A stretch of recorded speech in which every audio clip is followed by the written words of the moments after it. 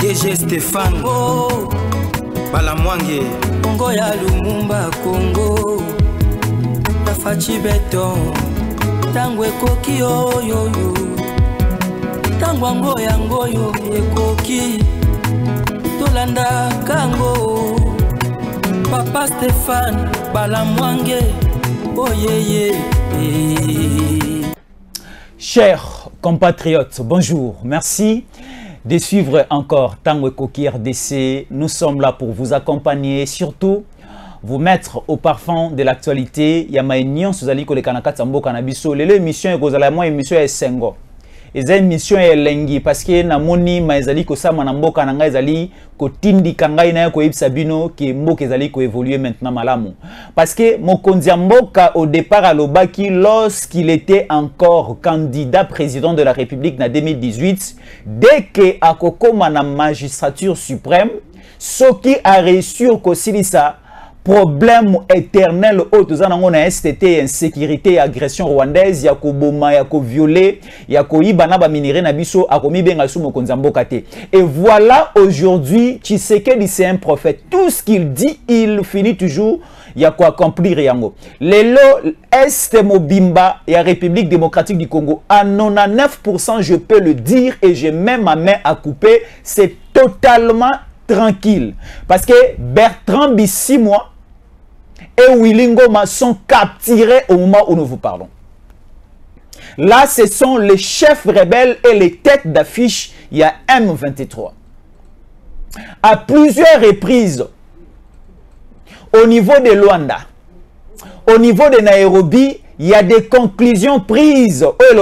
Il faut incesser les faits du côté des terroristes, coalition, RDF et M23 et aussi le Rwandais ainsi de suite. Bah ça a cessé les faits et par après bah s'est retiré bah qu'il s'est cantonné quelque part et la localité choisie pour les cantonnements c'était Sabinyo. Et cette coalition de terroristes et de rebelles que nous appelons RDF et M23 bah yoka quitté Ozalaki bah compromis et solo lamaki au niveau il y a Luanda parce que vous le savez Mokonzamboka asalaki déplacement à Luanda il y avait Joao Lorenzo comme médiateur et de l'autre côté il y avait aussi Kagame bah vandi bah sololi et bah conclusion à bango ezalaki Kagame atika bosoto ozali kosana est et bah M23 aussi bah libérer bah cité bah localité au bandaki ko occupé na sol et aussi na bah territoire congolais. Et comment qui logo la sambolezo badon to sololi to lobby et comment qui masapo et comment qui bizeti au M23 prenait le gouvernement de la République démocratique du Congo logo la bana logo la baleki na bango tout ce qu'on disait tout ce qu'on prévoyait tout ce qu'on faisait bana comment on bagé et to solola qui ke ba se retirer ba prometa ki biso ke ba ko se retirer ba ko libérer Bunagana ba ko libérer territoire à Masisi o ba so ki ba localité belé Bako s'est retiré aussi au niveau, il y a territoire, il y a Niragongo, au niveau aussi il y a territoire Rutshuru. Mais, ils ont quelque chose fait de leur part. Et par après, il y avait un communiqué signé par Bertrand Bisimwa et par leur porte-parole, Willy Ngoma. Il y a que cessé les faits. Mais pendant que Bachia cessait les faits, on continuait toujours à compter des morts et des morts dans la République démocratique du Congo. Parce que c'était Kagame et l'armée rwandaise qui opéraient derrière l'image, il y a M23. Parce que jusqu'à l'heure où nous parlons, et c'est même dans la bouche de James Kabarebe, le territoire à Masisi appartient au Rwanda. Il y avait même un cardinal au niveau du Rwanda qui disait, un cardinal de l'église catholique, qui disait dans un kilt, un cardinal pro-Kagame, qui disait au cours d'un kilt que le territoire de Masisi appartient au Rwanda. Alors, le M23 Basali cessait les fémoroboyés fabriqués pendant que Bazo tué. Et nous aussi de notre côté, comme nous sommes un pays responsable, on ne peut pas mener une guerre avec un autre pays. Bissopé de notre côté, on nous avait dit et observa qu'une décision, il y a gouvernement Nabiso, il y a créer un système, il y a défensif, c'est-à-dire, on nous attaque, mais biso to se défendre pour que ma baie est comme la population, la bisoté et comme à peine à ma bille, la bisoté. Mais tout le monde, c'est tout. Alors, nous allons utiliser tous les moyens qui sont à notre possession. Parce que dans un match de football, si on coûte un habit à Moutoucha, si on coûte un habit à Genoucha, si on peut coûter un habit à Lokolocha, si on peut coûter un habit à Loketo Tchepe, et ça sera validé. C'est ça. Hormis simplement de jouer avec la main. Si vous jouez avec la main, le billet ne sera pas validé. Mais toutes les parties du corps, hormis la main, et que vous allez valider comme billet. Et c'est ce que nous faisons présentement. Et c'est une stratégie appliquée na katsambo kanabiso. Li solo otoali ko beta siko eza li solo toali ko solo ka biso na biso, ça ne concerne pas les Rwandais. On a d'abord joué ce système, ce jeu, de mettre d'abord de côté et l'armée congolaise Ekoya en appui Tobimisi Bawazalendo. Il y a des prouesses comme pas possible. Aujourd'hui, Bertrand Bisimwa et Willy Ngoma capturés par les Wazalendo, des choses dites et choses faites. Il y a un scandale total au niveau de Massis. Il y a une fête, une liesse. Bertrand Bisimwa et Willy Ngoma capturés et arrêtés.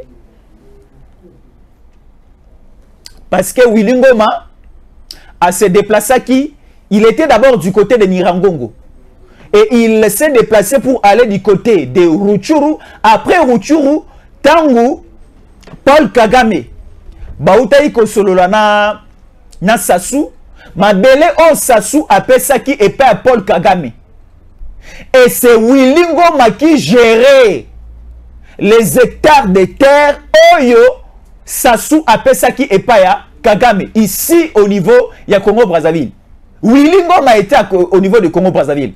Et c'est pour cela Kagame bakoma qui n'a moins un problème de tiraillement avec Willy Ngoma. Yangonde a déplacé qui est du côté de Rutshuru, Niragongo et Masisi, a tinié du côté de Congo-Brazzaville. Et si qu'on a vu Alex Kagame. Alex Kagame, c'est un neveu de Paul Kagame. A longolien na armée rwandaise, a cotisé na katia troupe oya M23, a comme a coopéré na Bertrand Bisimwa pour traquer des Congolais, pour tuer des Congolais, pour violer nos mamans et nos jeunes filles. Il y a des vidéos même où Etangisa Kingama et Musuzomona, une jeune fille de 10 ans en train d'être violée par un Rwandais, par un Tutsi, par un M23. Ça nous avait fait du mal. Et puis ça, il y a pour ça là.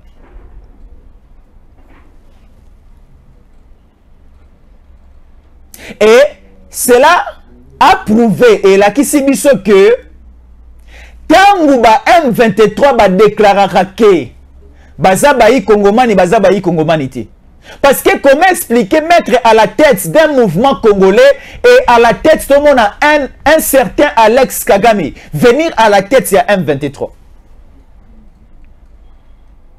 Et quand nous voyons la composition à M23, ce n'est pas simplement Kagame qui soutient les M23. Il y a certains aussi autres ali ko benga lelo ba congolais baza na kati ya mboka na biso. Baza aussi ba tête d'affiche, il y a soutien ya M23 parce que M23 tant on lui côté la Bertrand Bisimwa, il n'a pas de l'argent à kosoma mandoki oyo M23 zanango.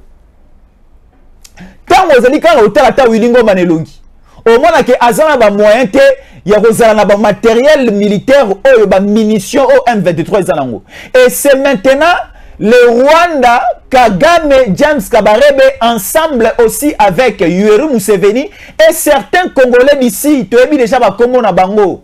De A à Z, tu as bango déjà. Oh bazali ko travailler ensemble avec le Rwanda, ensemble avec l'Ouganda pour déstabiliser la République démocratique du Congo. Misolo ebele ezolongwa Congo et pas les politiciens congolais ebele ezokatisa na Rwanda basangisi basali liboke pour soutenir les troupes rebelles ezali ko terroriser ko sala ba désordre makasi. Ezala ba politiciens ebele que ce soit aussi le parlementaire, le député, les sénateurs et c'est pour cela le président Christophe Mbosoko Diampouanga Loba qui quittait les groupes armés.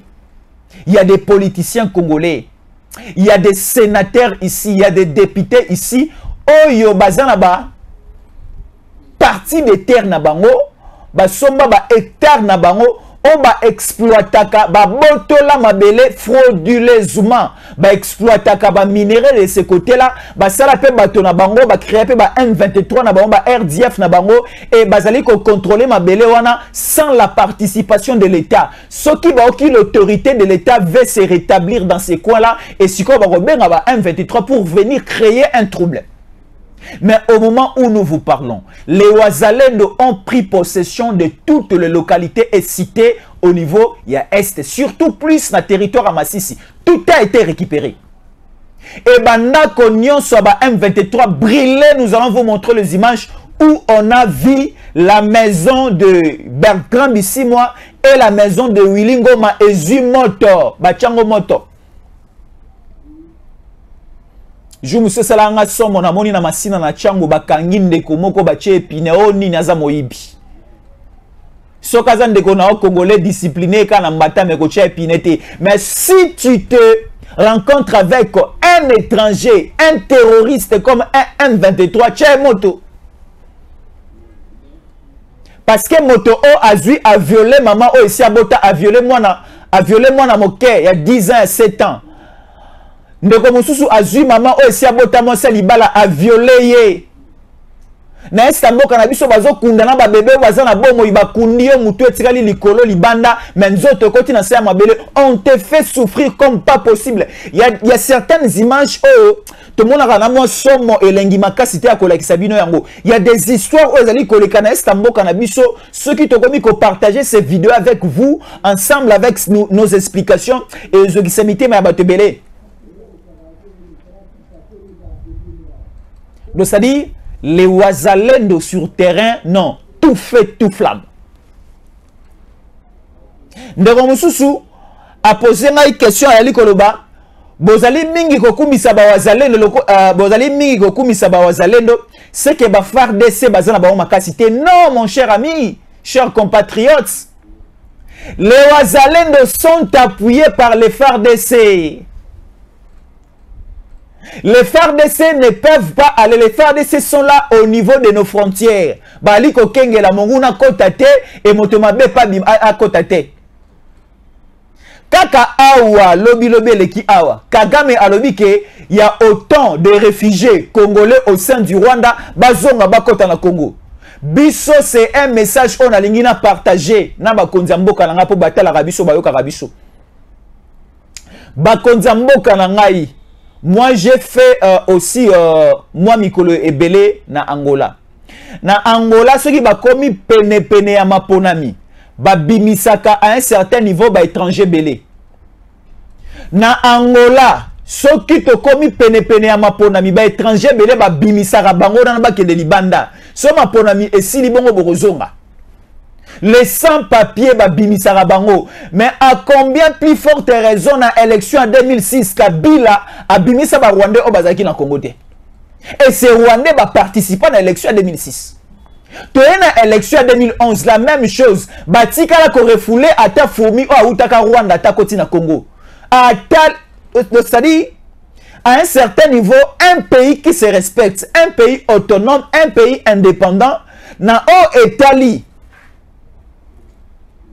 La matière où ils allaient appartenir kaka na bana ya mboka et surtout le roi le to bimisi langage na biso ya sika des pères, de mères, des terres, des grands-pères et des grands-mères eza eloko ezo concerné plus biso bana ya tata moko bana ya maman moko mon père ko kozala pendant ces moments awa. Non, to lobite ke to benga na ba Nigérien so baza awa. Bango nyonso o baza na situation moko régulière, baza na mikanda na bango, baza contrôlé na ba service na mission migration, là c'est bon ba otika là. Mais tous les sans-papiers, il faut pas quitter le territoire congolais. Siko aboy, to komi pene ya maponami, Kagame alingi abimisa etuluku ya ba réfugiés congolais o baza epana na Rwanda. Azongisa bango na Congo pour ba ko voter Katumbi. Kagame Katumbi, ce sont de même non? Et moi, je demanderai à nos services de sécurité bakangana ba frontière. Et si comme ngai na uti Luanda na zongi na ki manifestation libala na Kisasa, libala ici na komi na besoin ko zonga. À l'époque, il y avait une élection organisée pour Joao Lourenço na Katia. Il y avait Joao Lourenço et il y avait aussi le départ, il y a Eduardo dos Santos. Lorsque dos Santos est parti, l'élection OMMA qui Joao Lourenço au sommet du pouvoir au niveau de Angola. Alors, na Longwe Luanda, j'ai pris la route Lufu en sortant vers Songolo, le Congo central, et j'arrive à Kinshasa pour participer dans un mariage. Et après ce mariage, ça tombe qu'il y avait élection au niveau d'Angola. Il n'y avait plus moyen d'entrer en Angola parce que toutes les frontières fermées. Que ce soit en allant vers Mwanda pour entrer du côté de Kabinda, c'était fermé. Et en prenant aussi la route de Songolo, en entrant vers Lufu. Et de l'autre côté, là, c'était fermé.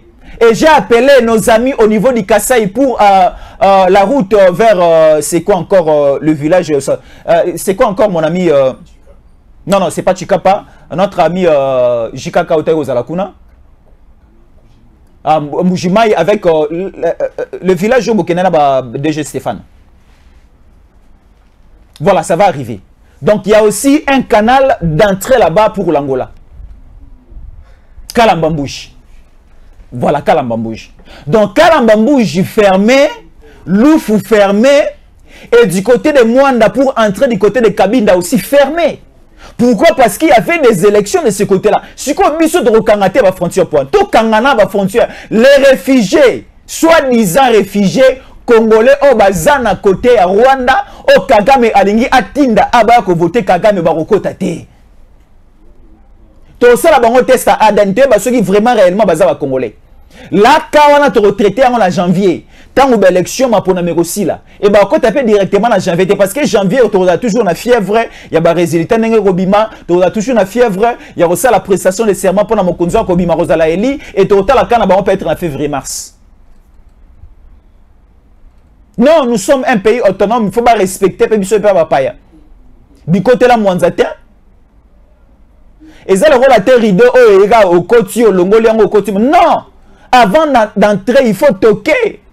Et après avoir toqué au côté en il faut que Moutazan la Katia qui entre. Et vous allez prendre accès, c'est ça le principe. Mais te lobby pendant tout ce temps, il faut surtout la frontière na biso na est wana ba kengela ngo makasi. Et na niveau ya ba frontière na biso nyonso, la sécurité est renforcée par les FARDC. Mais sur terrain na kati ya bazamba na ba territoire ba wazalendo ba koti fourmi. Ba koti somo wana c'est-à-dire FARDC aza épaulé à un degré incroyable. FARDC a eu soutien comme pas possible. Yango na ebisaki biso aboueka na tango ko RDC, on n'a plus besoin. Il y a une armée étrangère, il y a biso en appui. Parce que tu sali mikole belé, tu sali bambou le belé, appui na bango, tu senta qui yango sur terrain te. Que ce soit la MONUSCO, que ce soit la force régionale, sur terrain, on n'a pas senti la participation de ces deux différentes armées. Mais simplement le Wazalendo, une force d'autodéfense. Des civils, je peux dire dans ce sens. Mais sur terrain, comme je suis Wazalendo. Sur terrain, na moni ba prouesse salami kuna comme pas possible. Oyo ba localité ba cité. MONUSCO est-ce qu'elle a kozomaka ça ko récupérer té. Parce que la MONUSCO est là pour le rétablissement de la paix. La MONUSCO est là pour la sécurité de la population et de leurs biens. Mais depuis que la MONUSCO est là, Bali Koboma Biso en le Congo. Il y a quelqu'un qui m'a appelé pour me poser la question, le bi. Jésus encore le Nayoki, na tribune à Nations Unies, Mokonzamboka, Aloba qui s'est fini avec la MONUSCO. MONUSCO, il faut éplier bagage zonga. Tant que chef de l'État, s'il sait que le Babongo a vu avion naye, a zoni na Kisasa, a quitté l'aéroport en Djili, appelle Moko et Outi, New York, aux États-Unis, Bengi Tshisekedi, a zonga na Lombango. Pourquoi est-ce que Atena qui discours à Bonga, Koloba que MONUSCO éplier bagage zonga? Et Tshisekedi peut à Longo, l'issue sur l'aéroport en Djili, a vu avion zoni na États-Unis pour acquérir de s'excuser. Est-ce que vous comprenez ce que vous êtes en train de dire? Tshisekedi est libre de prendre n'importe quelle décision au État libre somi ambo cannabis pe kimi ambo cannabis. Si nous remarquons quelque chose sur terrain, ezali ko évoluer, nous la population nous allons influencer notre président o azali moto ya yambo na kati ambo cannabis azula biso ba décision o ekosala ke mbo cannabis ezala na voie ya malamu. Et nzamba pamboli pa sungi biso tali pamboli nzambe zaka tanga pesio mbongo te. Koza déjà na kimia, koza na babotio ba yebi nzambe, eza déjà li pamboli o garantie mo nzamba pesio. Bande ko musu bakanisaka so za na mosolo ebele nzamba pamboli, za bande ko musu za na mosolo ebele mais santé za mabe, ali ata ko zwa te ko lia mosolo na ete ko utiliser mosolo wana te. Mais za na bande ko musu za na mosolo moke, eza pe na bande ko musu za na mosolo te mais pe di kero ko mona ma bundi santé li bumu comme pas possible. Et est-ce que ba biloko o nzamba ali ko sala certainement tous ces derniers temps mboka na biso. Nzambe na pamboli biso te neto ali ko zela a comme ça biso allemand d'Afrique. Nanu nzamba comme ici biso na ba niveau des États-Unis te mais nzambe apesi biso mokonza mboka o tant to ali ko tala esengo ali ko kota na mitima na biso. Tant ali ko tala mokonza mboka na même sa pensée, la vision, sa manière de faire, volonté na eli ko la mboka ali ko pesa biso esengo, ali ko pesa biso espoir. Ezale ko na libala.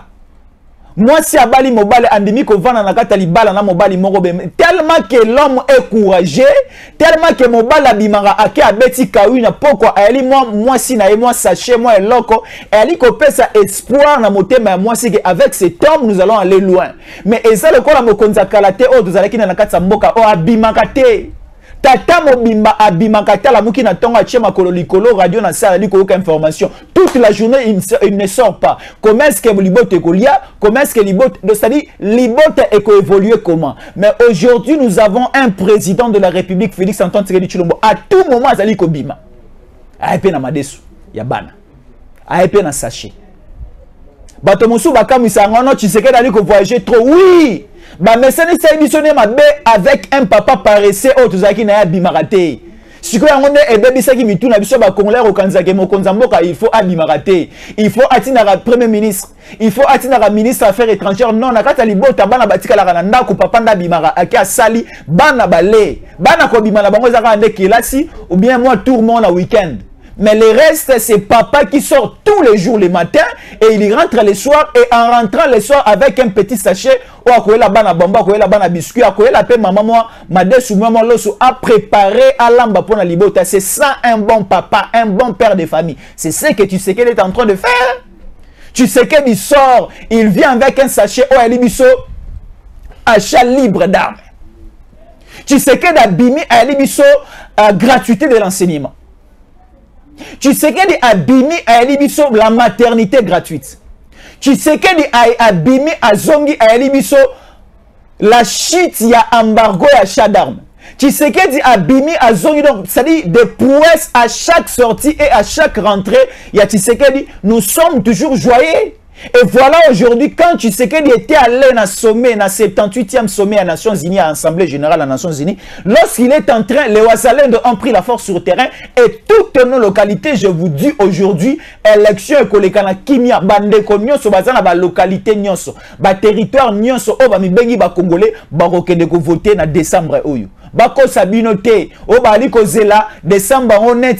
Non, il y aura élection, il Baliko Zela, non, il y aura un arrangement, il y aura un. Non, il y aura certainement élection, surtout dans Béniville, dans Béni territoire, il y aura certainement élection. Et ça va se passer dans de très bonnes conditions, c'est aussi notre prière. Balobaka nzete po okatengo malamu aussi sa carrière na yango fo banda ko katengo obele na misisa. Alors pendant que si lisangala ya ba RDF na ba M23 faut to banda ko buka na misisa eza na C. Misisa za Kagame rokufa na ekalate. Mais to banda ko kata ba misisa mususu ya mwa minene o to bengi ba Bertrand Bisimwa o to bengi ba Willy Ngoma bango le stokola lisa bango makale kale. Et siko ba prouesse attaque asso oyo. Yaba Wazalendo et sali que ça même paralysé de l'autre côté l'armée rwandaise. L'armée rwandaise aujourd'hui à genoux. Pourquoi l'armée rwandaise à genoux? Je vais vous l'expliciter maintenant là. Kagame a commis une grande erreur. Kagame a commis une grande erreur. Suivez-nous maintenant. Lorsqu'il y a eu un coup d'État au niveau de Gabon. Gabon m'a pour mes salami. De ce côté, il y avait l'opposant, le géant opposant gabonais, et de l'autre côté, il y avait le président en place, Ali Bongo. Élection salami, et la majorité des Gabonais juraient que le départ régime, il y a Ali Bongo et Sila Akende. Mais la commission électorale nationale indépendante, il y a Gabon, a joué la carte et Zongisi Lissoussou pour un 3e mandat au sommet de l'État, Ali Bongo. Et l'armée gabonaise, et c'est là qui était Telemeli, Seni, Telemeli, résultat, on a Telemeli, Lissoussou, Ali Bongo, il doit partir. Et il y a eu un coup d'État. Aujourd'hui, il y a un certain Brice Oligui qui est président au niveau du Gabon. Et tant Moussiko Kagame Amoni Ma Eleki na niveau, il y a Gabon et Saliemo Rolenga. Alomoli James Kabarebe qui était le conseiller spécial en matière de sécurité au niveau de la présidence, c'est peut-être la première personnalité qui assure la sécurité au niveau du pays, qui chuchote aussi à l'oreille du chef. Alongoli na poste Nesale Kubanga. Alongoli ba généraux est belé au sommet au niveau de l'armée rwandaise. A déplacé bango et belé a dégradé bango. Il a mis même son fils comme les rapprochés de la garde républicaine au niveau du Rwanda. Alongoli James Kabarebe na posto azalaki na yango avant d'ici na ghetto na garage. Après 3 semaines à 1 mois, Alongoli Lissoussou ba généraux Lissoussou ba ki na ba poste moko un peu clé, surtout au niveau de Gizeni et au niveau de la 3e ville, ya Rwanda. Et par après, Azui James Kabarebe a nommé comme étant ministre. Il y a coopération régionale. Le ministre de la coopération régionale, il joue le rôle de parler avec le pays voisin et les pays de la région. Donc, c'est-à-dire les pays africains. Pays il faut créer le climat de bon voisinage et la coopération entre le pays et le pays. C'est le rôle que James Kabarebe va jouer pour donner un coup de pouce à la politique et aussi au système de jeu appliqué par Kagame et le Rwanda. Et Kagame l'a fait pourquoi? Parce qu'il avait peur que coup d'État et Salama. Depuis que Kagame avait pris cette décision de dégrader certains généraux, de déplacer aussi ceux qui sont déplacés, et l'armée rwandaise aujourd'hui est par terre. Les stratégies, les systèmes de jeu et l'offensive, tout ce que Rwanda faisait en complicité avec certains groupes rebelles, les RDF, les M23 national congolais, et c'est anéanti et ça ne réussit plus. Pourquoi? Parce que les têtes d'affiche qui donnaient les idées, les têtes d'affiche qui donnaient les stratégies ne sont plus là. Et c'est une bonne position pour nous. Et c'est une prouesse pour nous, parce que tout le monde sur terrain maintenant, les Wazalendo bassi contrôle. Parce que ceux qui sont qui font des seba, ils ont crié au faire des seba comme ils Tumba, faire des seba comme ils Bomba M23. Mais là maintenant, les Wazalendo sont les civils. Et la population congolaise basue responsabilité na bango. Je peux dire les Wazalendo sont comme les amis de la Tchangu. Ba Wazalendo bazalo ko la bana Tchangu. O balobi trop c'est trop. Ba rebelle pe ba sali biso buzo ba trop, ba bomi biso trop, ba violer biso trop, ba ibi ba minéré na biso trop. Il faut se prendre en charge. Bana Tchangu tang ba kota ki ba kanga ba rebelle na maboko. De la même manière aussi avec les Wazalendo. Les Wazalendo ce sont des groupes mystico-religieux. Ce sont les mystico-religieux. Wazalendo mususu kana ndika ya pamba sora bambio bokufi. Ndika ya pamba comme bombe et comme grenade. Qui jalmet comme le quoi la balle. Donc ça dit bali coopérer avec le système ancestral, bazali coopérer avec la spiritualité, avec nos coutumes, et sur terrain ça produit du résultat. Et les Wazalendo ont pris ce courage de descendre sur terrain, et sur terrain nous constatons qu'il y a quelque chose du bon. Pourquoi je l'ai dit? C'est là qui va créer marche au niveau de Goma et va créer scandale, et ainsi de suite. Or, ce n'était pas les Wazalendo, c'était les infiltrés introduits par Kagame sous couvert du nom Wazalendo pour créer le trouble public. Parce que l'idée de Kagame Ezalaga que non, Goma wana est comme un Rwanda et Goma est comme la capitale à Rwanda. Parce que Kagame alula Goma lokola mobalo alula Mosa Pembe. Balula Goma wana comme pas possible.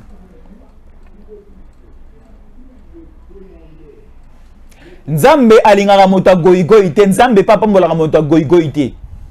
Donc ça dit moto onoso alingara ko jouer loko ko simba loko dans une irrégularité, Nzamba permettra pe maramba bongo komate.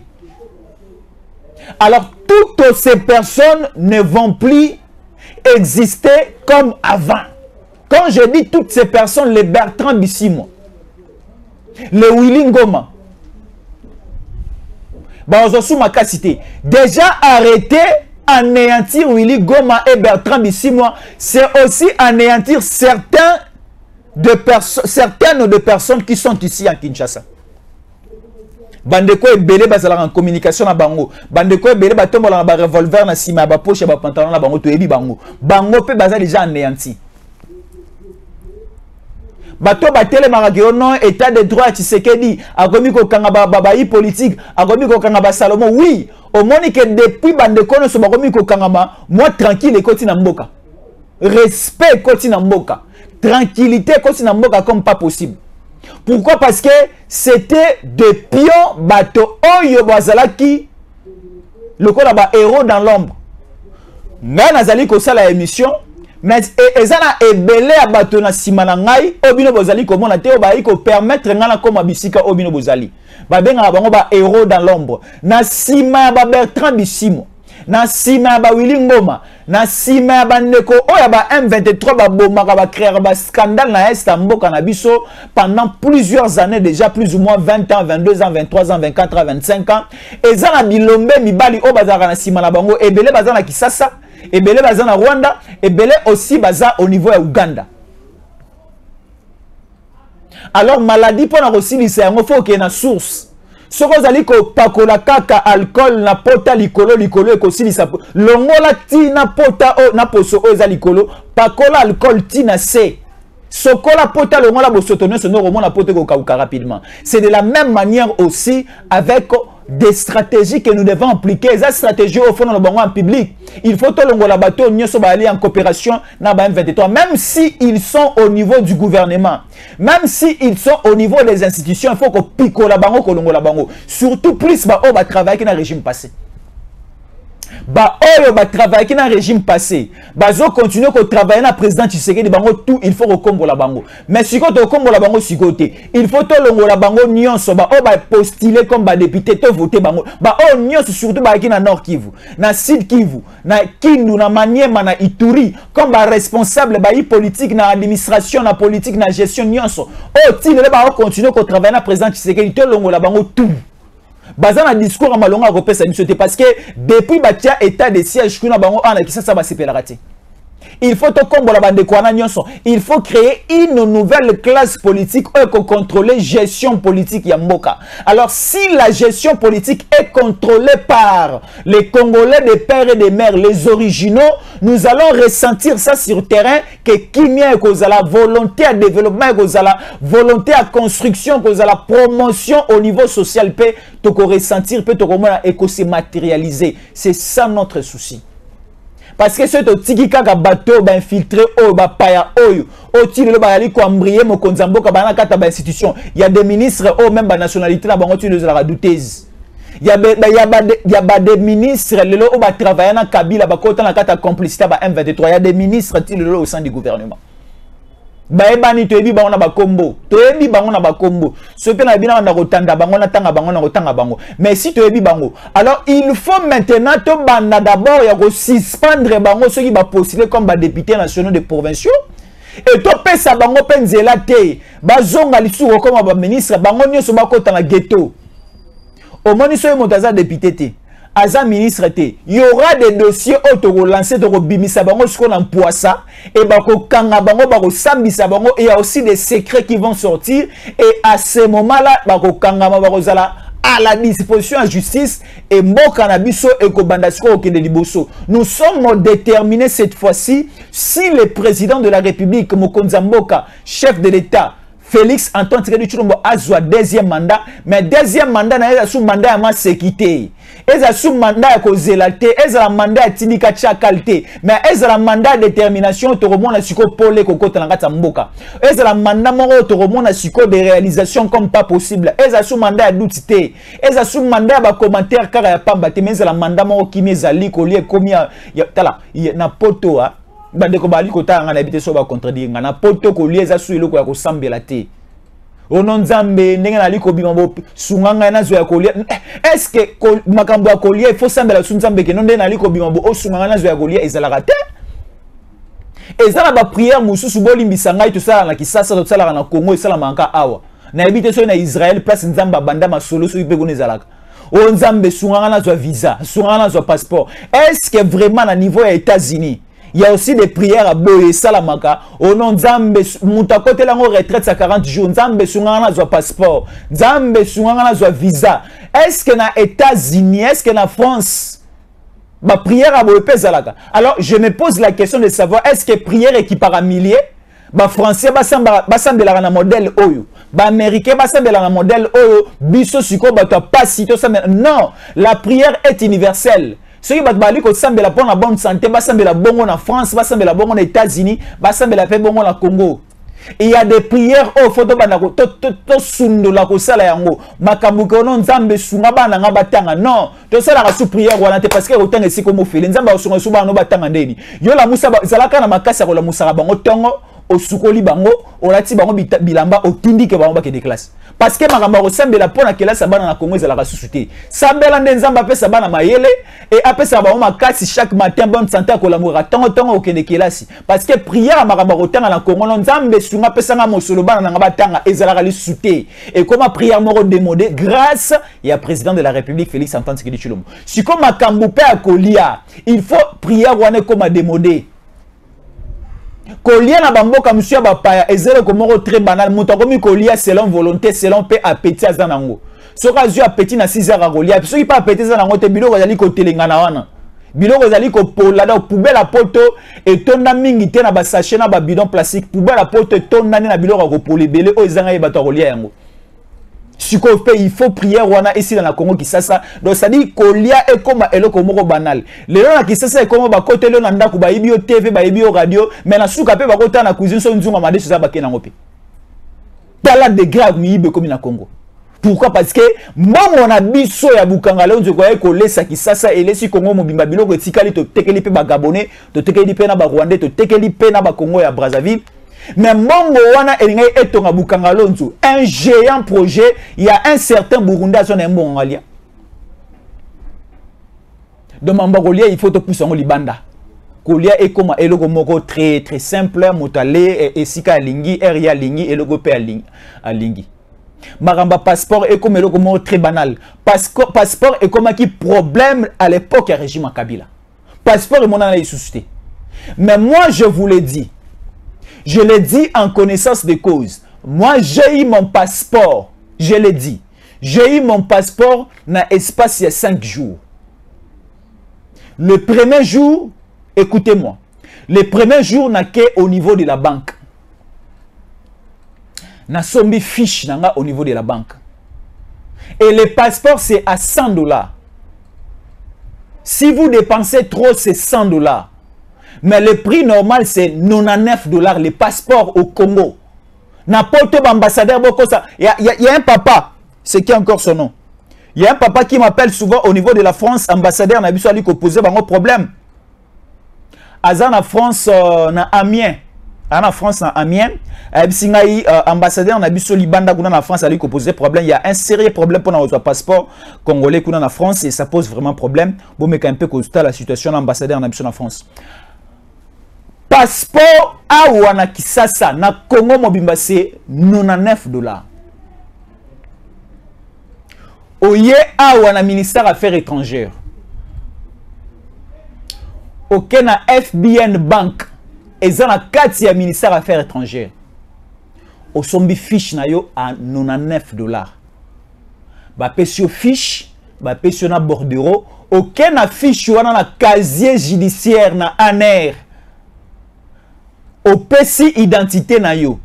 otie empreinte et na sima ko sala remplissement ya identité pe ko tia empreinte balobi kende ko paiement tolandela dossier tolandela identité tolandela circuit na yo et to ko réenvoyer biso moko casier judiciaire na yo so les peto na niveau ya ministère des affaires étrangères nga na selengo lelo na zeli mikolumi balé ba bengi ngai ke dossier na ngai komi na ministère des affaires étrangères et après là-bas ba ebisi ngai que okoki maintenant koya koleka na séance à capture na leki na séance à capture na bande ko ministère des affaires étrangères attaque au pesa le meilleur mon côté bakangi ngai photo et 2 jours après leki na imprimerie ba imprimer nga passeport et j'ai eu mon passeport et la validité du passeport au Congo c'est 5 ans nota ko renouvelable et ko si la lisusu na bambu les ali koya et loko wana ezalaki sous possible était à l'époque de Kabila. Il y a des gens aujourd'hui, vous allez l'écrire sur commentaire. Et ça, na passeport na $400 na Congo ou na Kisasa ou. Il y a des gens bazo ba passeport na $350 $300. Mais moi j'ai eu mon passeport avec le président Tshisekedi à $99. Il y a ko discuter ya ko sambezate. Passeport ba kakola yango te. Passeport pesa la prima ngondo te na Koweït kiti osoma na $10 OK na Koweït te ke on a 15 000 francs na 10 000 francs. Passeport ezalaka na prix nango et matarate kitarate kaka na $99 na yango et tout se fait au niveau de la banque papa ça moto maboko banque te na maboko boye au sala cop na passeport non yaka OK na banque pas au tchembongo pas bordereau bimi pas OK et ti au réceptionner passeport na. Donc pour un passeport c'est déjà une petite chose to ko ke église te to sambela pour na ba passeport o nzambe sunganga i passeport na ngebima eza suma ma prière te. Et là, est allé visa. Et ça, bande comme ça, qui de Dubaï. A compte la moitié ma bonne de Dubaï, et ça a un visa. Et qu'on ne peut voyager à Dubaï et c'est un passeport. Mais il y a des gens, je l'ai dit, voyage à Dubaï et c'est un passeport. Voyage à Dubaï et c'est un visa. Mais il y a des gens, on a besoin de bouka ma bolongo, ba compte à gêner prière. Bon voyage à Dubaï. Tout cela se passe toujours au Congo. Quand est-ce que tu peux passer à Dubaï, de la naine, tu peux de la A qui ça. Quand est-ce que tu peux passer au niveau de la Chine, au niveau de Wapi, de la Pobaya Awa. Et ça va bloquer comme photo banaliser. Alors le Congo va se développer avec le président Tshisekedi. Écoute, chaque fois, nous avons effort sur terrain. Et voilà, aujourd'hui, nous sommes délivrés et nos localités, nos cités sont totalement libéré. Elle dit ça la biso et Sengoma Kassi et Bertrand Bissimo par terre et Wilingo Malabuzoba et Biloba Lobanaye que j'étais invité par Tshisekedi. Nous étions logés à Kinshasa et nous étions comme ceci, comme cela et parce que Wilingo Ma est déjà en perte de vitesse. Wilingo Ma souffle ses ciliers. Wilingo Malinga Sakola Suko Sambole Zoba. Donc ça dit Balingi Skobanda Robimisa et c'est déjà la fin, c'est le délige. Moto sora komi na suka ya bomo ina e banaka ke moto akufa lobi ke moto akomisa poko te e banaka père morobu donc dès to ali ko tanga mikolo na bango esi mikolo na bango komi na suka. Merci beaucoup na bande ko tout batali biso surtout depuis Nkamba bali ko tala biso depuis Nkamba Stéphane Balamwange Joël Kitenge depuis Nkamba na pesi bango mbote. Nkamba c'est au Congo central Kamba ezaka na Congo na biso awa na RDC mais Nkamba ezana Kisasa te. Nkamba, c'est la nouvelle Jérusalem Yaba Kimbangiste et pas à Papa Simo Kimbang. C'est au Congo central et vous allez vous entrer vers là au sommet à l'intérieur. C'est Nkamba, c'est là où se trouve Stéphane Balamwange et Joël Kitenge. Qui encore investigation. Qui est la biso sur Makambo. Tu évites sur la biso résultat. Ceux qui enquête.com, ceux qui ont mon anini, qu'on a basé sur Bazamba, monsieur Zay, qu'on Nkamba, qu'on a Oyo.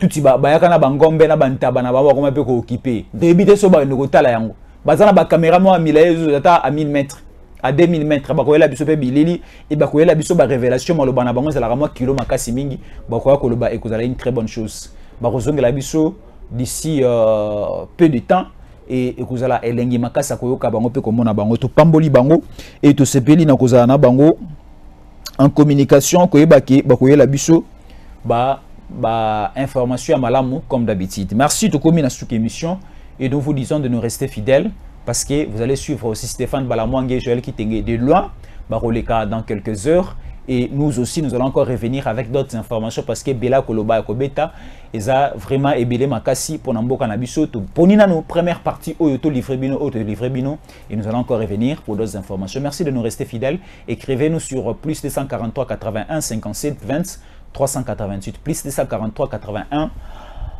57 20 388. Merci, à la prochaine. DG Stéphane Balamwange Congo ya Lumumba Congo Tafachi Beton Tangwe koki oyoyo Tangwango yangoyo ekoki Tolanda kango Papa Stéphane Balamwange Oyeye